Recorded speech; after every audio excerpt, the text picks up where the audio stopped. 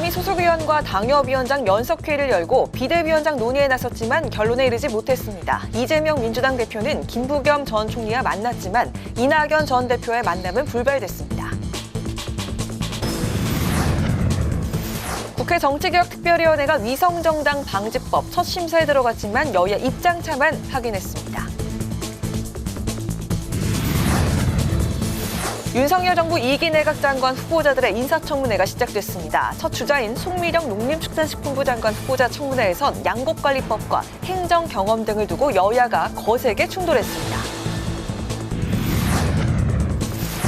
파워 인터뷰, 오늘은 각 상임위 활동을 통해 2023년 국회를 돌아보는 시간으로 난항을 겪고 있는 예산의 협상 진행 상황과 처리 전망, 그리고 국회 예산 심사 기능 강화와 바람직한 심사를 위한 개선 방안에 대해서 서삼석 예결위원장에게 들어보겠습니다.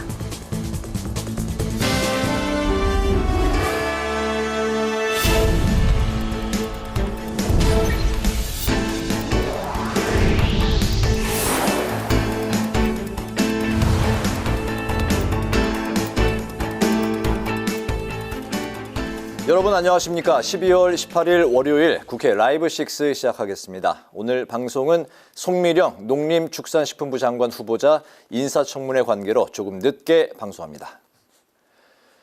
국민의힘은 원내외 인사들과 총선을 이끌 비상대책위원장에 대해 논의했지만 결론을 내리지는 않았습니다. 윤재욱 국민의힘 대표 권한대행은 비대위원장 인선에 많은 시간을 끌지는 않을 것이라고 말했습니다.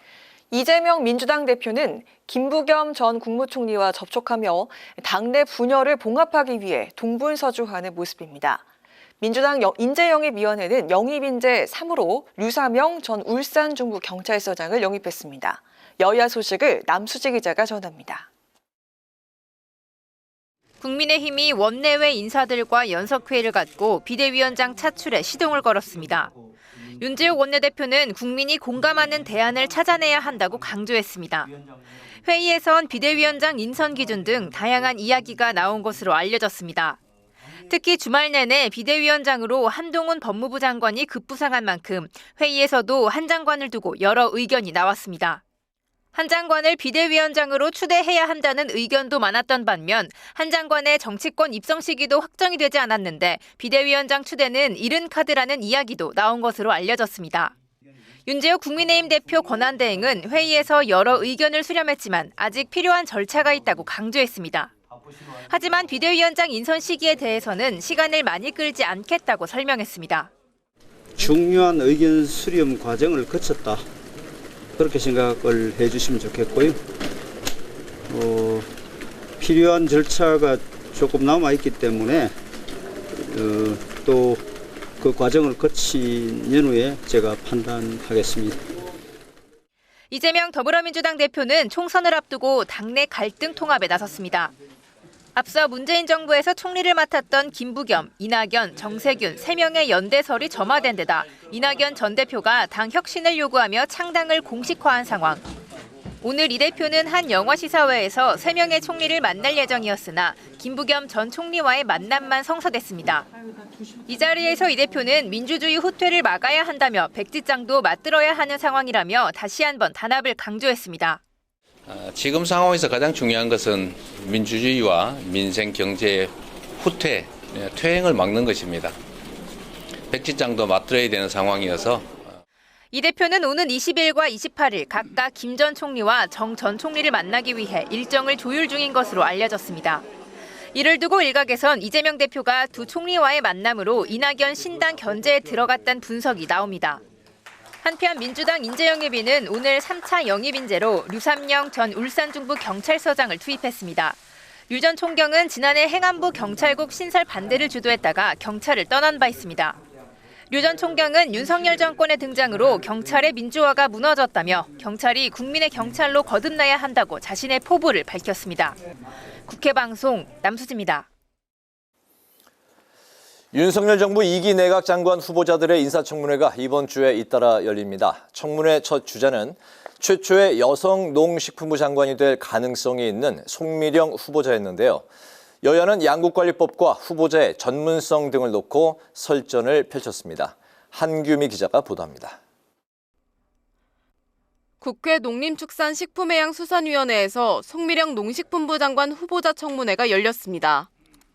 여야는 첫 여성 농식품부 장관 후보자인 점을 먼저 축하하면서 도덕성과 전문성 검증을 이어갔습니다. 국민의힘은 양곡관리법의 문제점을 지적하며 송 후보자의 생각을 물었습니다. 매입법에 대한 문제점들은 잘 알고 계시죠, 우리 후보자도? 네. 쌀 가격 보장 제도는 지난 2020년도에 문재인 정부 때 폐지한 변동직불제하고 아주 유사합니다. 이걸 다시 3년 만에 재도입하는 거, 이거 저는 맞지 않다고 생각을 하거든요. 송 후보자는 양곡관리법으로 쌀 공급 과잉을 해결하기 어렵다며 수급 관리가 먼저 이루어져야 한다고 강조했습니다. 네, 저도 의원님 말씀에 동의합니다. 쌀 의무매입과 쌀 가격 보장제 모두 결과는 과잉 생산과 가격 하락을 유발할 수밖에 없습니다. 그래서 민주당은 송 후보자의 행정 능력 부족과 농산물 가격 안정에 대한 인식을 지적했습니다. 최우선 과제가 뭐냐 이렇게 물어보니까 먹거리 물가, 쌀 수급 안정 이렇게 답변했다고 보도가 되고 있어요. 특히 먹거리 물가는 농식품부 장관이 답변할 대상이 아닙니다. 요새 쌀값 급락이라든지 이런 걱정과 연계되는 답변. 반면 국민의힘 안병길 의원은 농식품부 장관 첫 여성 후보자로서 의미가 크다며 농촌 분야의 전문성과 경험을 살려 앞으로의 활약을 기대하겠다고 언급했습니다. 민주당은 송 후보자가 한국농촌경제연구원 근무 당시 대외 활동으로 고액의 추가 수입을 얻었다는 점도 지적했습니다. 송 후보자는 내부 규정에 대외 활동을 장려한 것이라며 반박했고 신고 규정 위반 횟수에 대해서는 정확히 기억하지 못한다고 답변했습니다. 아들에게 1억 원가량을 지급하고 증여세는 납부하지 않았다는 의혹에 대해선 문제가 있다면 세무사와 논의해 세금을 납부하겠다고 밝혔습니다. 국회방송 한규미입니다. 21대 국회 임기를 4개월 앞두고 국회 정치개혁특별위원회가 위성정당 방지법을 처음 논의했습니다. 여야는 입장차만 확인했습니다. 김동희 기자입니다. 21대 국회 정개특위에서 처음 위성정당 방지법이 논의됐지만 진전은 없었습니다. 회의는 비공개로 진행됐는데 여당은 사실상 위성정당을 만들지 않아도 되는 병립형 비례대표 선거제로 정착해야 한다는 입장을 밝혔습니다. 국회 정개특위 여당 간사인 김상훈 국민의힘 의원은 정당 창당의 자유가 헌법 8조에 보장돼 있는 만큼 창당 방지 법안은 위헌 소지가 있다고 말했습니다. 또 지난 총선 때 정의당과 더불어민주당이 국민의힘의 전신인 자유한국당의 참여를 배제하고 통과시킨 준연동형 비례대표제를 그대로 두고 위성정당 창당만 방지하자는 건 말이 안 된다고 주장했습니다. 이어 연동형 비례대표제는 인위적으로 소수 정당의 의석수를 만들어주기 위한 것이며 이는 유권자들의 표심을 왜곡하는 거라고 밝혔습니다. 또 준연동형 비례제가 위헌이 아니라고 해서 바람직한 선거제도는 아니라며 유권자의 투표 행위가 어떤 결과로 나타나는지 명쾌하게 알 수 있게 법안이 더 간단 명료해야 한다고 말했습니다.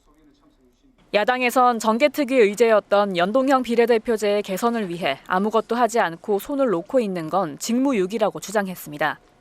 위성정당을 만들지 말자며 불출마를 선언한 이탄희 더불어민주당 의원은 자신이 낸 법안은 최소한 거대 양당이 비례정당과 위성정당을 만들어 합당하는 걸 막자는 취지라고 설명했습니다. 그러면서 위성정당 방지법은 일종의 비례대표 의석 약탈 방지법이라고 주장했습니다. 또 현행 연동형 비례대표제에 대한 개선안을 논의하자는 건데 현행 선거제가 바뀔 수 있으니 논의를 안 한다는 건 논리적 모순이라고 지적했습니다.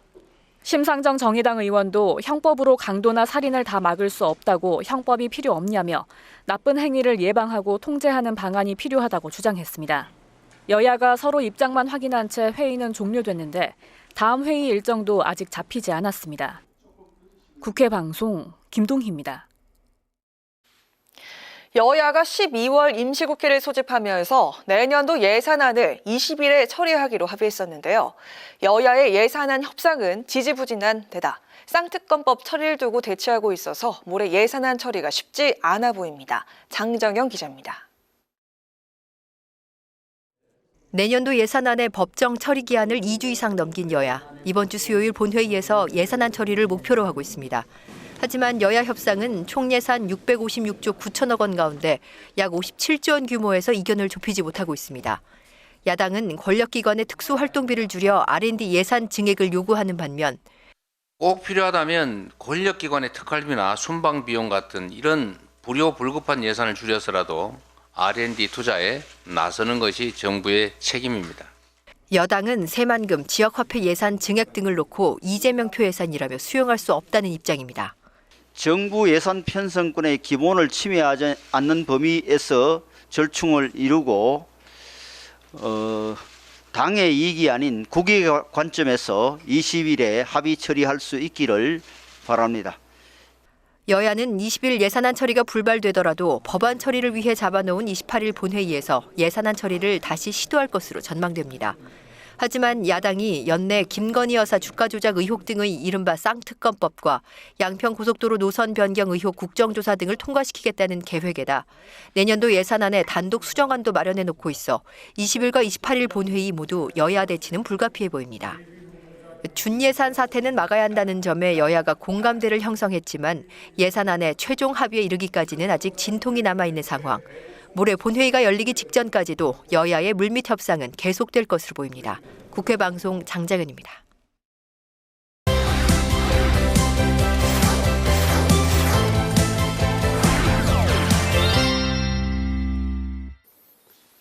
네, 오늘 이슈픽에서 여야 정치권 이슈를 좀 더 자세히 살펴보겠습니다. 김지수 아나운서 나와 있습니다. 어서 오십시오. 반갑습니다. 네, 안녕하십니까? 네. 이낙연 전 대표의 신당 창당이 이제 가시권에 좀 들었다는 해석이 나오고 있고 확정은 아닌데 이 상황에서 민주당 내부가 이제 아주 시끄럽습니다. 네. 신당에 명분이 없다, 또 창당을 막아야 된다, 이렇게 공개적인 그 목소리들이 나오고 있네요. 그렇습니다. 새해에는 신당을 창당하겠다는 이낙연 전 대표, 민주당이 획기적인 변화 의지를 보이지 않는다면 멈추지 않을 것이라고 밝혔는데요. 지금 재차 창당 의지를 밝히고 있는 겁니다.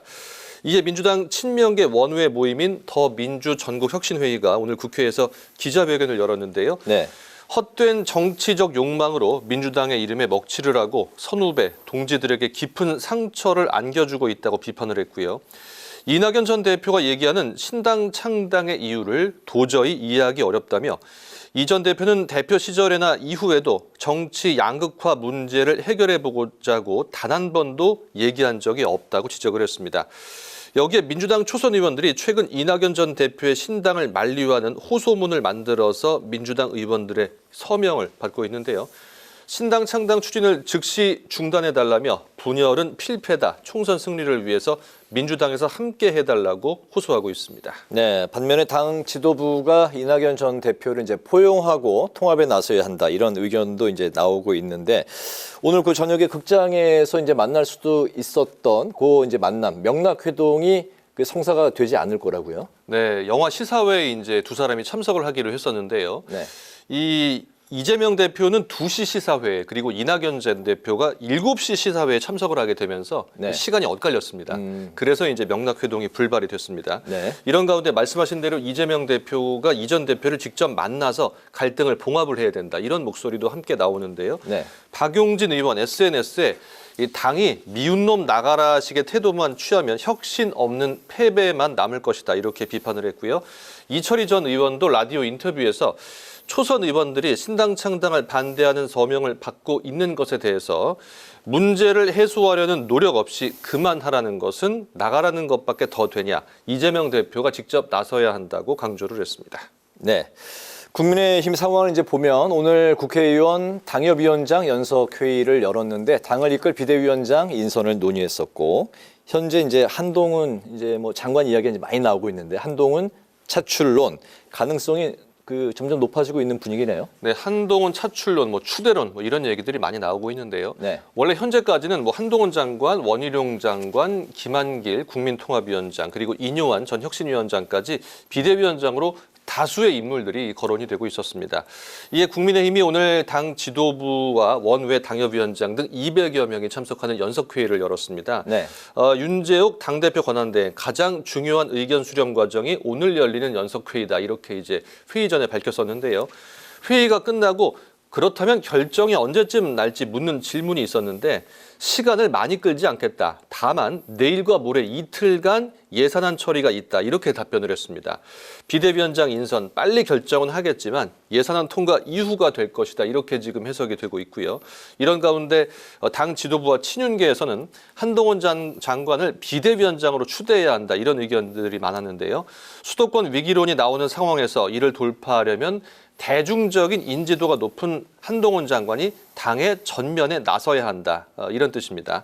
하지만 윤석열 대통령의 최측근이면서 또 검사 출신을 당의 사령탑으로 추대하는 것이 적절하지 않다. 이런 의견도 있고요. 또 등판 시기가 너무 이르다.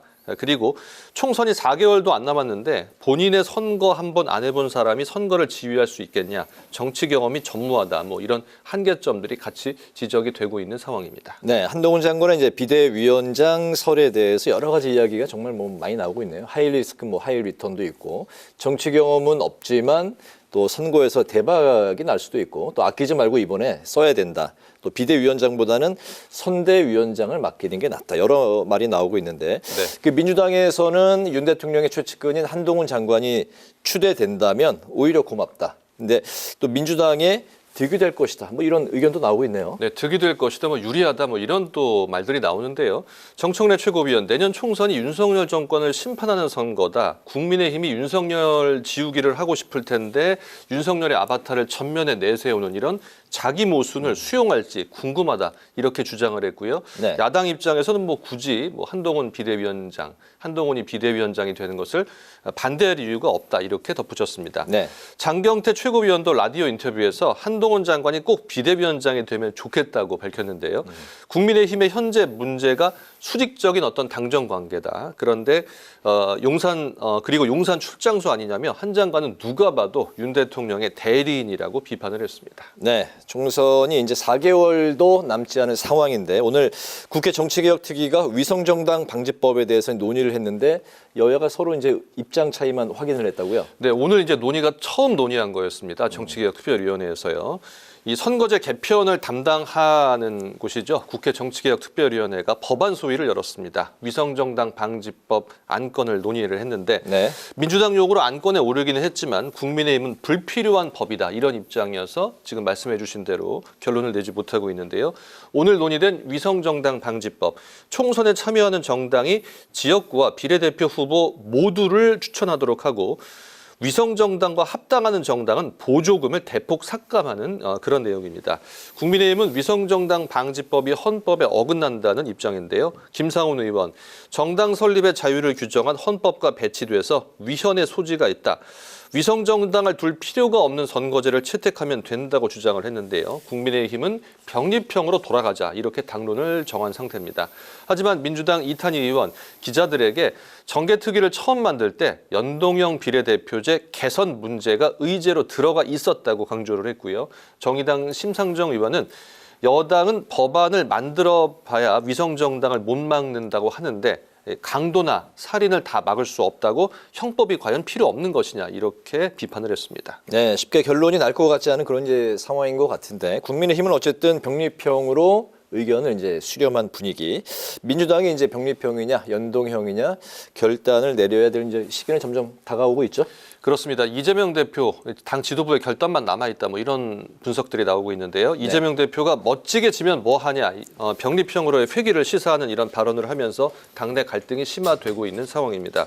연동형 하에서 국민의힘이 위성정당을 만들고 그리고 민주당이 위성정당을 만들지 않으면 이 원내 제1당의 자리를 내줄 수 있다는 이런 위기감 속에서 지금 병립형으로 돌아가야 한다는 이런 현실론이 하나가 있고요. 그리고 국민과의 약속을 지켜야 한다. 연동형을 유지하면서 위성정당 방지법을 만들어야 한다는 원칙론이 맞서고 있는 상황인데요. 과연 이재명 대표 어떤 결론을 내릴지 주목되고 있습니다. 네, 현실론, 원칙론이 맞서고 있는 상황. 조만간 결론을 또 내야 하는 상황.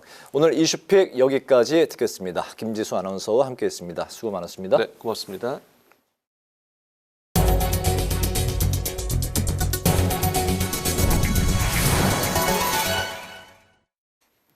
국회 환노위가 국내 요소수 대란을 막기 위해 인도 대기업 아파르 인더스트리즈와 MOU를 맺고 요소수를 확보했다고 밝혔습니다. 박정 환노위원장은 오늘 기자회견을 열고 공식 해외 시찰로 인도를 방문하던 중 국내 요소수 부족 사태가 제기되자 긴급히 현지 기업과 협상에 나섰다고 밝혔습니다. 환노위가 의회 외교를 통해 확보한 요소수 물량은 매월 약 1만 톤 규모로 이는 국내 한 달분 수요량인 1만 8천 톤의 55%에 달하는 것으로 알려졌습니다. 박정 환노위원장의 기자회견 내용을 직접 들어보시겠습니다. 정부가 지금까지 확보한 물량이 6.8개월치라고 합니다. 저희가 이번에 인도에서 MOU를 체결한 물량이 연간 약 6.6개월치에 달합니다. 따라서 인도 차량용 요소수 공급이 원활하게 진행된다면 앞으로 요소수 대란 사태는 다시는 없을 것이라고 말씀드릴 수 있습니다. 국민의힘 뉴시티 프로젝트 특별위원회가 구리시를 서울로 편입하는 내용의 메가시티 특별법을 내일 발의합니다. 조경태 특위위원장은 뉴시티 특위 6차 회의를 마친 뒤 구리시의 서울 편입을 골자로 한 경기도와 서울시 간의 관할구역 변경에 관한 특별법을 제정하기로 했다고 밝혔습니다. 또 하남시의 서울 편입에 대해선 지방자치단체와의 협의를 좀 더 거쳐야 한다고 덧붙였습니다. 민주당이 고 최상병 순직 사건에 대한 특검과 국정수사를 다시 한번 촉구했습니다. 민주당 홍익표 원내대표는 해병대원 순직 사건 국정수사 수용 촉구 천막 농성장을 방문해 진상을 명명백백히 밝히는 것이 국가의 당연한 의무라고 강조했습니다. 김병조 의원도 진상을 밝히기 위해 노력했던 박정훈 전 수사단장에게 정부가 항명죄를 건 것은 적반하장이라면서 국민과 함께 국정수사를 관철시키겠다고 덧붙였습니다. 국회 사무처가 국회 문화공간조선기획전 새로운 가족 뉴패밀리를 국회의원회관 아트갤러리에서 오는 28일까지 진행합니다. 세자매, 호연과 콩고에서 온 후왕 등 최원준 작가가 아프리카계 이주민 커뮤니티와의 교류를 바탕으로 작업한 10점의 작품이 전시됩니다. 전시 작품들은 국내 거주 중인 아프리카계 이주민과 가족에 대한 차별과 소외 문제를 주제로 다루고 있습니다.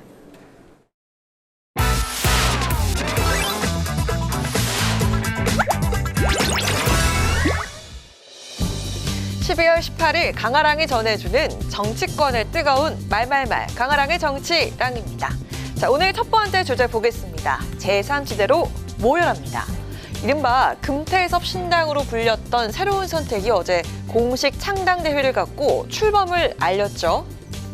새로운 선택은 내년 총선에서 30석의 의석을 얻어서 한국 정치를 근본적으로 바꾸는 교두보를 확보하겠습니다. 3년 후 2027년 대선에서는 그때까지의 성과를 토대로 집권에 도전하겠습니다. 금태섭 공동대표는 창당과 함께 2024년 총선에서 30석 확보, 2027년 대선 출마와 2032년 개헌이라는 신당의 구체적 목표를 제시했는데요. 최재성 전 의원은 금태섭 대표의 30석 확보 포부에 대해서 이렇게 말했습니다. 정치적으로 큰 어떤 임팩트가 있거나 혹은 영향이 있거나 뭐 이런 거로서의 이제 여러 가지 조건들을 갖추지는 못한 것 같다 이런 생각이 들어서 30석 이거는 글쎄 뭐 그렇게 그냥 일종의 이제 희망사항으로 좀 생각이 되어지죠. 새로운 선택 창당대회가 더 눈길을 끈 이유는 바로 이것 때문인데요. 신당 창당을 언급했던 이들이 한자리에 모였다는 점이죠. 또 이낙연 전 대표도 축사를 보내면서 힘을 실었습니다. 금태섭 신당에 직접 참여는 하진 않지만 제3지대 공감하는 사람들이 모였다는 점 하나만으로도 정치권엔 많은 의미를 부여했습니다. 이런 가운데 이준석 전 대표와 양향자 한국의희망 대표가 3시간이 넘는 공개 대담을 가졌죠. 지난 10일 비공개 회동에 이어서 두 번째로 만남을 알린 두 사람은 서로를 향해서 동지적 관계가 될 수 있는 정치인, 또 공학도 출신이자 정치 혁신의 동지라면서 공통점을 강조했습니다. 때문에 정치권에선 두 사람의 밀착 움직임을 두고 연대 가능성을 시사한 게 아니냐는 해석도 나오고 있는데요. 신당 창당을 통해 이미 시작된 정치권의 지각 변동, 제3시대가 이번 총선에서 어떤 영향력을 미치게 될지 지켜봐야겠습니다. 이어서 두 번째 주제입니다. 한동훈 추대론입니다. 새로운 비대위원장을 찾는 국민의힘 시계가 바쁘게 돌아가고 있죠. 한동훈 법무부 장관이 비대위원장으로 거론되면서 급부상한 가운데 당 내에선 한 장관의 등판에 대해서 엇갈린 시선을 보내고 있습니다. 그리고 윤석열 대통령과의 오랜 신뢰관계가 있기 때문에 오히려 뭐 당 입장에서 또는 민심을 받아들여서 본인이 해야 될 말, 쓴소리 등을 더욱더 가감없이 할 수 있으리라고 생각합니다. 한 장관에게 너무 큰 부담을 주는 것 같아서 미안한 마음이지만 달리 다른 대안이 없어 보입니다. 네, 먼저 친윤계를 비롯한 주류 인사들은 한 장관의 비대위원장으로 추대해야 한다는 목소리를 내고 있습니다. 차기 대권 주자로 강한 지지를 받고 있는 한 장관이 당 쇄신과 내년 총선을 이끄는 역할을 해야 한다는 겁니다. 반면 비윤계에선 한 장관의 정치 경험을 지적하면서 우려의 목소리를 내고 있는데요. 본인 선거 한번 안 치러본 분이 선거를 지휘할 수 있느냐, 이런 부분에서 사실 걱정이 많이 되는 겁니다.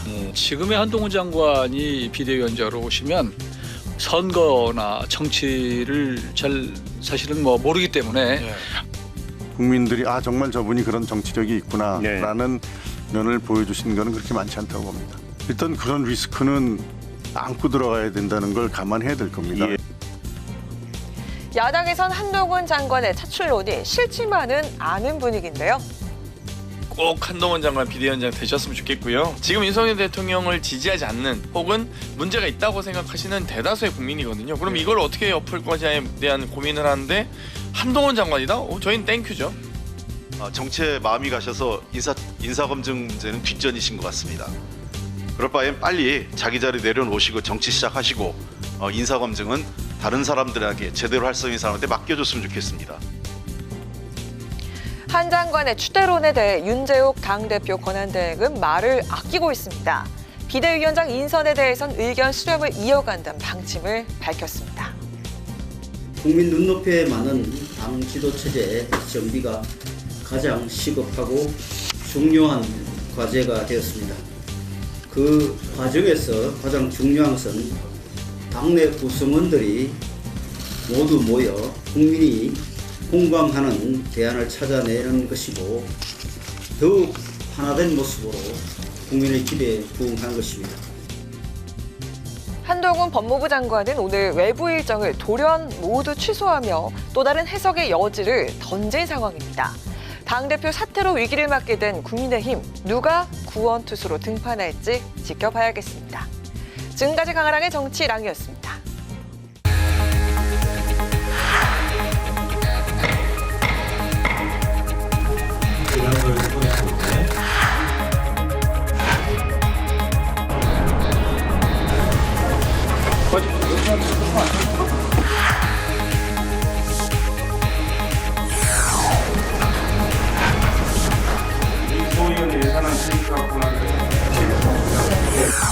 민주당이 협상을 하고자 한다면 예산안 난도질과 흠집내기, 단독 처리 협박을 멈추고 정부와 여당 그리고 헌법에 대한 최소한의 존중을 보여주시기 바랍니다.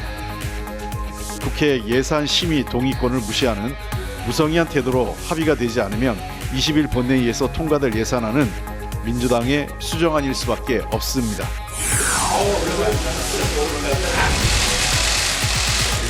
행복을 위해서 제강과 행복, 인생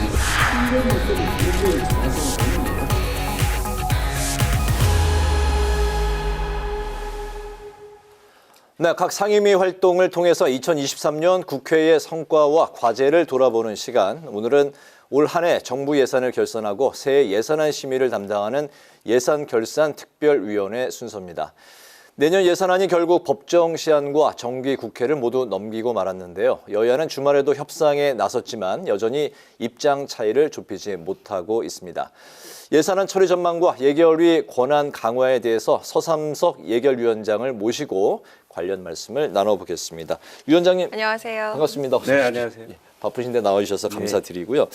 그 예산국회가 이제 개막한 게 지난 이제 11월 1일인데 그동안 이제 공청회를 시작으로 13일부터 조정소위가 이제 가동이 됐고, 하지만 현재까지 이제 여야 간의 입장 차이를 이제 확인만 하고 좁히지는 못하고 있는 상황인데, 그 이유로 자기 입장만 고집한 결과다. 뭐 이런 이제 좀 그 비판의 목소리도 나오고 있네요. 약 한돌간의 예결위 심사가 결실을 맺지 못한 이유, 위원장님은 좀 어디에 있다고 그 판단을 하고 계실까요? 우선 내년도 예산안에 대해서 특히 어려운 위치에 처해 있는 분들에게는 적지 않은 실망을 안게 된 점에 대해서 회의를 책임지고 진행해왔던 위원장으로서 죄송하다는 말씀을 먼저 드리겠습니다. 여야 간의 입장차를 좁히지 못한 것도 제 책임이고, 또 법정 기일을 약속했음에도 불구하고 지키지 못한 것도 원전히 저의 책임이다라는 그런 말씀을 드립니다. 굳이 부연해서 설명드린다라고 하면 국회법 한계도 있었다. 또 여야의 지도부 어떤 결단, 또 정부 의중도 이런 그런 문제를 야기시키는데 적지 않은 그런 요소로 작용했다라고 또 이렇게 합리화시킬 수 있는 그런 얘기도 되겠습니다. 네. 네, 뭐 그렇긴 하지만 뭐 결산이나 심의 심사 관련해서 정말 열심히 노력하고 계시잖아요. 많은 국민들도 그걸 아실 거라고 생각을 하고 있습니다. 현재 20일 예산안 처리를 위해서 2+2 협의체가 가동 중인데요. 여야는 여전히 그 평행선을 달리고 있습니다. 그 항목은 R&D, 지역화폐, 검찰 특활비, 새만금 예산 이런 것들이 또 쟁점인데, 여야 간의 그 이견도 워낙 크고 감정의 골이 깊은 상황인데 이게 과연 합의가 가능할지, 이 쟁점들 절충 가능성에 대해서 어떻게 생각하시는지 들어볼까요? 감정의 골이 깊은지에 대해서는 제가 동의하기가 쉽지는 않고요. 아, 그렇습니까? 네. 저희 당을 대표하는 간사님, 또 여당을 대표하는 간사님, 또 양당 원내대표께서 상당히 물밑에서 저는 이렇게 열심히 조율을 하고 있는 걸로 알고 있고, 또 기획재정부도 지역 예산을 잘 이렇게 꼼꼼히 좀 살펴봐주고 계시고, 또 이렇게 화두가 됐던 정책적인 예산에 대해서도 최근 들어서 이렇게 심의에 좀 착수를 한 걸로 알고 있습니다. 네. 모르긴 몰라도 의장님께서 공언하신 대로, 양당 대표께서 합의하신 대로 20일 예산안 통과를 앞두고 어디까지 진척이 됐는지는 제가 오늘까지는 정확히 확인하지는 않았지만 상당히 노력은 하고 있다. 정부도 과거보다는 좀 더 전향적인 자세를 보여주고 있다고 하는데 결론은 모르겠습니다. 20일이면은 뭐 모레네요. 예, 바로 이제 코앞으로 다가왔는데, 여기에 대해서는 민주당은 합의가 만약에 그때까지 되지 않으면 그 야당 단독안으로 이제 처리한다는 이제 방침을 세웠는데, 국회는 예산은 증액은 못하고 이제 감액만 이제 할 수 있는 거 아니겠습니까? 그 민주당이 감액 수정안을 이제 올려서 단독으로 처리하겠다, 이제 그런 입장을 밝힌 건데, 이게 헌정사상 처음 있는 일이죠. 네. 그 민주당의 감액 예산안 단독 처리 좀 어떻게 이 당일에 어떤 분위기일 걸로 좀 위원장님은 바라보고 계실까요? 저는 회의를 진행하는 책임이 있지. 네. 뭐 여당이 야당이 어떻게 할 것이다라는 그런 예언하는 그런 단언하는 단정한 위치에 있지 않기 때문에 조심스럽기는 합니다만은 그렇게 해서야 되겠습니까?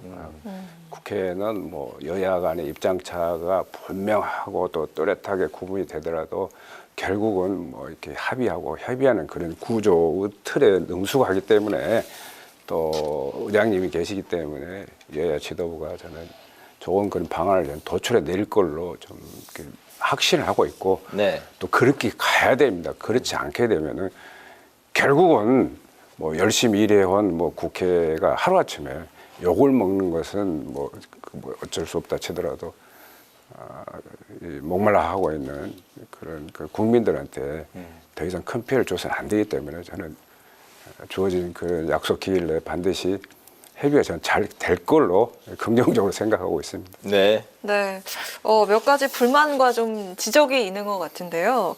국회가 그 감액만 할 수 있고 또 증액은 못한다라는 점에서 그 반쪽짜리 권한 아니냐 이런 불만이 있고요. 예산 심사가 되지 않아도 그 정부 원안이 본회의에 자동 부의되면서 예결위가 이거 유명무실해지는 부작용에 대한 그런 지적이 있습니다. 이 예결위의 기능을 좀 정상화를 하고 국회 예산 심의권을 강화하기 위해서 어떤 그 개선 방안이 필요하다고 생각하십니까? 2014년 그 선진화법 적용 이후에 예산안을 예결해서 단 한 차례도 이렇게 의결된 바가 없었던 것에 대해서는 부끄러운 고백이긴 합니다.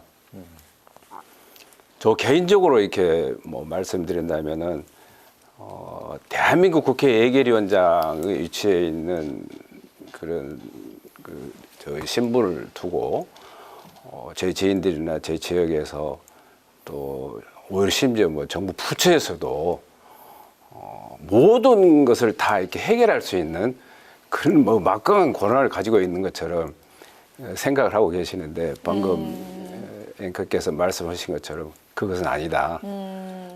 오롯이 국회가 가질 수 있는 권한은 삭감할 수 있는 권한. 네. 증액은 없고. 증액을 하게 된다면은 네. 정부의 동의를 얻을 수밖에 없는 그런 구조로 되어 있기 때문에 반쪽짜리 권한, 반쪽짜리 심의권이라 해도 뭐 이렇게 부끄럽지만 과언은 아닙니다. 뭐 이걸 누굴 탓할 수는 없죠. 법을 만드는 국회가 그동안 이런 점에 대해서 좀 더 디테일하게 들여다봐가지고 네. 그 기관을 통해서 선지를 해왔었으면은 이런 문제들이 좀 이렇게 되풀이가 되지 않을 텐데 차제라도 이런 것들이 문제점으로 부각이 됐으니까 해결할 수 있는 그런 그 관련 법들을 저는 손질할 때가 왔다라는 그런 생각을 갖고 있습니다. 네네. 국회 예산안 심의 그 매년 요맘때에 이제 늘 제기되는 그 문제점으로 그 대표되는 게 이제 깜깜이 심사다 뭐 이런 이야기는 자주 나오고 있는데요. 올해도 어김없이 이제 소소위에서 깜깜이 심사가 이제 반복이 됐는데 예를 들면 그 656조 9천억 원이라는 이 막대한 예산안이 단지 그 4명이 참여한 그 비공개 회의 그리고 이제 회의록도 좀 남기지 않는다고 이제 들었는데요. 이렇게 이제 다뤄지다 보니까 이제 졸속 심사 또 밀실 담합이다. 뭐 이런 이제 또 비판의 목소리가 계속해서 좀 나오고 있는 상황입니다. 위원장님은 이런 그 소소위 심사에 대해서는 좀 어떤 의견을 갖고 계실까요? 쪽지 예산, 깜깜이 예산, 밀실 예산이라고 일컬어지는 그런 경우는 증액을 놓고 한정된 그런 그 표현이지 네. 감액을 놓고 얘기할 수 있는 그런 것은 아니라고 보거든요. 네. 금년에는 여야 간의 그 원내 대표님들께서 이렇게 합의를 하셔가지고 소위 심사 일정을 과거보다 이렇게 더 늘려주었습니다. 뭐 이런 것은 참 진일보했다고 볼 수 있죠. 그리고 9일 동안의 감액과 증액을 뭐 이렇게 어느 정도 일정 부분 나눠서 할 수 있게끔 이렇게 여지를 부여해 주었는데 실은 뭐 운영 과정에서 그런 것들이 여의치는 않았습니다. 네. 솔직히 말씀드리면 깜깜이 쪽지 밀실 예산으로 오해받을 만한 일을 할 수 있는 그런 증액하는 시간이 없었습니다. 네. 부끄러운 고백입니다. 그런 점에 있어서는 좀 클리어하다. 다만 감액이 됐든 증액이 됐든 소정의 기일 내에 다 이렇게 마치지 못한 부분은 뭐라 해도 이렇게 변명에 불과하겠죠. 이런 것은 좀 앞으로 크게 개선돼야 할 그런 뭐 이렇게 문제점이라고 생각을 하고 있습니다. 네. 네. 그리고 그 내년에 사상 최대인 60조 원의 세수 펑크가 예상이 되면서 정부가 긴축 기조를 유지를 하고 있는데 강조를 하고 있습니다. 하지만 그 총선을 앞두고 있는 정치권은요, 여야 모두 그 선거용 예산 그리고 지역 예산을 챙기느라 서민과 약자를 위한 예산이 뒷전이다 하는 그런 목소리가 또 있는 걸로 알고 있는데요. 우리 국회가 놓치지 말아야 할 민생 예산 어떤 부분을 좀 들여다보면 좋을까요? 내년 총선을 앞두고 과거 예년에 비해서 예산의 뭐 이렇게 구조, 관심, 뭐 향배가 처음에 관심사로 부각된 건 사실이죠. 그렇다고 해서 일각에서 보는 것처럼 뭐 여당이나 야당이 혹여 뭐 그 오해를 받을 만한 그런 선심성 예산을 남발했지 않냐 하는 경우는 저는 결코 없었다. 네. 그런 말씀을 드릴 수 있겠고, 민생 하는데 뭐 민생 예산이라는 게 뭡니까? 백성을 살리는 그 예산이 저는 민생 예산이라고 생각하는데 5천만 우리 국민이 다 이렇게 백성이고 뭐 민생과 관련되겠지만 보편적으로 약자들 또 어려운 위치에 있는 분들 지금 당장 수혈이 시급한 분들한테 가야 할 그런 예산들이 많이 있습니다. 네. 그 중에서도 뭐 서민들 뭐 소수를 위한 그런 예산을 자체하고라도 금년 예산의 심사 과정에서 회자됐던 뭐 R&D 예산이랄지 그다음에 뭐죠? 그 전세 사기 피해자 뭐 구제 예산이랄지 되풀이되고 있는 지역화폐 예산이랄지 또 한편으로는 뭐 농민들이 목말을 하고 있는 뭐 무기질 비료 지원 예산 뭐 확대 요구를 할지 뭐 큰 틀에서 보면 이 정도지 않겠느냐. 근데 요거는 이제 뭐 정책적인 그런 예산이기 때문에 아마 여야 간에 큰 차이는 없을 거라고 보는데 어느 정도 선에서 뭐 타협이 이루어질지는 뭐 기초를 지켜봐야 될 것 같습니다. 네, 정말 뭐 요새 힘들다 하시는 분들이 많이 있는데 그분들의 그 민생을 좀 많이 챙길 수 있는 그런 예산안 합의가 좀 극적으로 연말에 좀 그런 소식이 들려오는 연말이 됐으면 좋겠네요. 네. 해마다 이제 그 예산 전쟁이다 뭐 이런 말들이 이제 나오고 있는데 올해가 좀 특히 더 심하다 이런 얘기가 나오고 있습니다. 작년에도 그 12월 24일에 크리스마스 이브에 예산안이 처리가 되면서 역대 최장 기간 뭐 그런 이제 기록을 세웠었는데 작년처럼 정말 뭐 극적인 타결이 크리스마스 선물로 이루어질지 아니면 20일에 처리가 될지 아니면 28일로 이제 넘어가지 않습니까?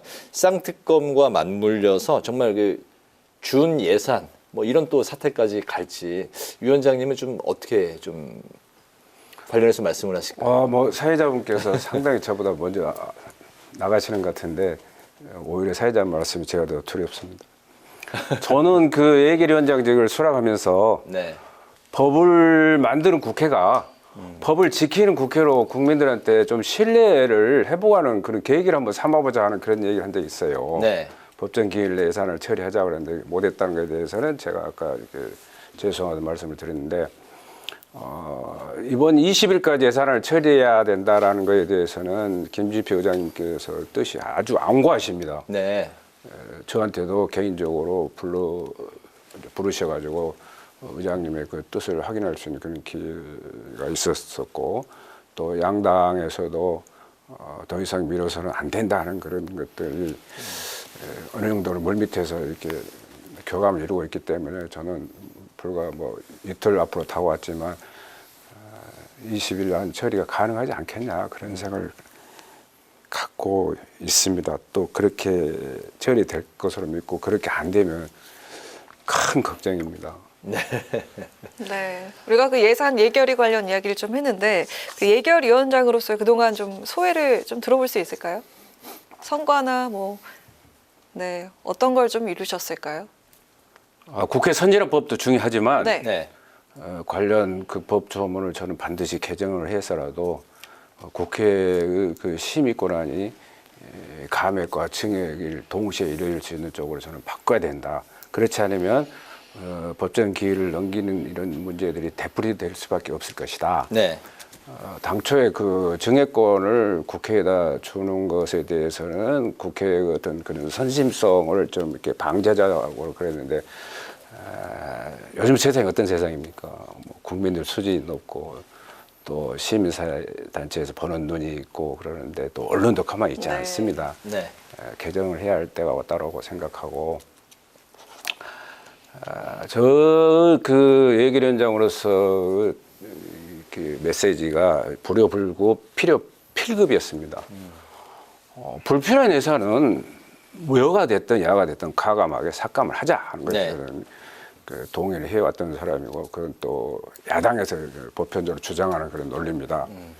반면에 정부가 정말 야당을 설득해서라도 그 민생과 관련된 그런 예산이라면은 반드시 저는 써야 된다고 생각합니다. 네. 그것이 필요 필급이라는 그런 얘기입니다. 그래서 불효 불급과 필요 필급의 그 양자의 그 조화를 잘 이뤄낸다라면은 정말 우리 여야가 또 여의도에 있는 대한민국 국회가 또 국회의원들이 또 예산안에 그 참여했던 그런 예결위원들이 높이 평가를 받을 것이다라고 네. 그런 생각을 갖고 있고 그렇게 되려면은 방금 말씀드렸던 것처럼 이제는 관련 법들을 손질할 시점이 왔다. 그런 말씀을 드리고 싶습니다. 네. 네. 자, 마지막 질문에 대한 답변 좀 아주 길게 나올 것 같다는 생각도 드는데 이슈가 하나 있습니다. 그 전남에서 무안에서 도의원 군수를 거쳐서 20대, 21대 국회의원으로서 의정활동하고 계신데요. 저희 내년 총선에서 그 영암, 무안, 신안 지역구가 각기 다른 지역구로 편입이 되면서 사라질 위기에 처했다고 들었습니다. 근데 이 선거구 획정위원회는 인구수 기준에 따라서 나눴다 이렇게 설명을 하고 있거든요. 이 선거구 획정안에 대한 입장 그리고 내년 이 총선 계획 어떻게 되실지 저희 정말 궁금합니다. 네. 뭐 그런 기회를 주셔서 감사하고요. 네. 선관위 선거획정위원회 안은 4년 전에도 똑같았었습니다. 그렇습니까? 그리고 또 이렇게 대한민국 국회라는 그런 기능은 없는 것도 만들어내고 또 이렇게 죽는 것도 살려내는 그런 그 훌륭한 그런 기능이 있기 때문에 네. 4년 전에 똑같이 지역구가 공중분해되는 그런 수모를 겪었습니다만은 농어촌 지역에 대한 배려 없는 핵이라기 때문에 저는 여야 간에 다시 또 논의를 해서 또 뭐 이렇게 이런 문제들 좀 해소되지 않겠냐는 그런 확신을 갖고 있고, 네. 제가 속해 있는 우리 그 지역 국민들한테는 참 부끄러운 일이죠. 죄송하다는 말씀을 드리고, 뭐 또 저 혼자만의 문제로 생긴 것도 아니고, 국회가 좀 더 이렇게 사전에 디테일하게 좀 이렇게 대응을 했었더라면 굳이 선관위가 이런 획정안을 4년 전과 똑같이 냈겠느냐 하는 그런 생각이 있습니다. 알겠습니다. 오늘 예결위원장님이시고 상임위원장님은 참 저희 방송에서 좀처럼 모시기가 좀 쉽지만은 않습니다. 굉장히 좀 바쁘시고 또 이제 모레 20일 이제 큰 이제 그 고비를 또 맡고 계신 그 상황에서 나와주셔서 대단히 감사드리는데요. 예결위원장이시다 보니까 오늘 좀 예산안 중심으로 좀 말씀을 들었고 이번에는 좀 마지막 이제 질문이 될 것 같습니다. 시간 관계상 의원님이 이번 국회에서 개인적으로 이루셨던 성과 보람. 네, 그리고 이제 내년 또 이제 총선이 있는데 의원님께서 오늘 못하셨던 말씀까지 다 곁들여서 마지막 질문으로 들어보겠습니다. 총선에 관한 문제는 민감한 문제이기 때문에 저한테 길을 주셨지만 심판을 받기 위해서 최선의 노력을 다 해야겠다는 그런 저희 각오로 가름하고 저는 국회에 온 목적이 분명합니다. 소수 서민 약자를 대변하기 위해서 왔다라고 제가 2018년도 보궐선거에 왔을 때 본회의장에서 제가 그 첫 일성으로 드렸던 인사입니다. 앞으로도 저는 그런 것들을 위해서 노력을 좀 할 그런 생각을 갖고 있고 가장 그 안타까운 것은 세상이 뭐 이렇게 화살처럼 쏜살처럼 이렇게 급변하고 있음에도 불구하고 가장 뒤처져 있는 산업이 저는 농업이라고 생각합니다. 농업, 농촌, 농민들에 대해서 많은 그런 노력을 기울였음에도 불구하고 예산이나 정책, 법적인 측면에서 크게 뭐 체감할 만한 정도로 갈목할 만한 그런 성과를 내지 못한 부분에 있어서는 스스로 이렇게 뭐 자책도 해보고 죄송하다고 말씀도 드립니다만은 그래도 대한민국 여러 산업 중에서 가장 지속 가능한 산업은 저는 농업이다라는 그런 확신을 갖고 있기 때문에 차제에 뭐 저도 당연히 노력을 해야 되겠지만 대한민국 국회도 이렇게 뭐 눈에 보이는 것만 갖고 논할 게 아니라 5,000년의 역사를 갖고 있는 가장 오래된 농업의 역사를 이제는 한번 5,000년을 뒤돌아서서 돌아보는 그런 심정으로 한번 이렇게 살펴봐줬으면 좋겠다. 또 그렇게 되도록 저한테 일할 수 있는 기회가 온다면 노력을 하겠다라는 그런 말씀을 드릴 수 있겠습니다. 네, 농업이 국가의 근간이다. 국민들이 잘 먹기 위해서는 우리나라의 농업이 또 발전을 꼭 이루어야 된다. 그게 정치인의 할 일이다. 뭐 그렇게 이제 그 의원님의 정치 철학을 마지막으로 정리를 해보겠습니다. 오늘 이제 파워 인터뷰 마칠 시간이 됐는데요. 각 상임위를 통해서 2023년 국회를 돌아보는 시간. 오늘은 서삼석 예결위원장을 모시고 말씀을 들어봤습니다. 위원장님 오늘 말씀 아주 잘 들었습니다. 고맙습니다. 감사합니다. 오늘 국회 라이브 6 여기까지입니다. 시청해주신 여러분 고맙습니다.